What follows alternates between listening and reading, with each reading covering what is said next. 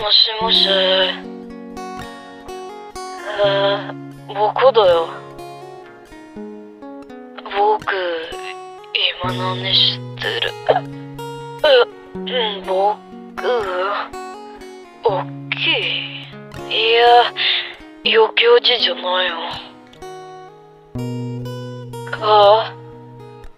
行事じゃないってば、心配しないで。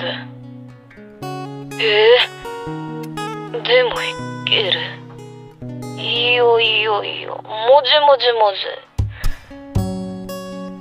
君の声が聞けたんだよ。僕のことが大体。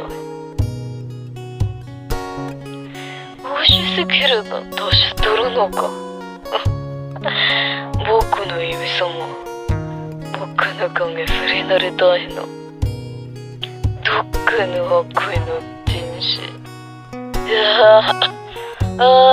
もっと飼いたい。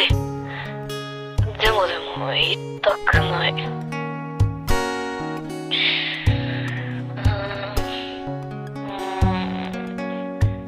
ちょっと話さないけど、僕と一緒に行ってくれる？別に。僕は君さえ川にいてくれた幸せだから。それと僕は誰だ君の声を聞きたい。毎日僕に幸せをくれる。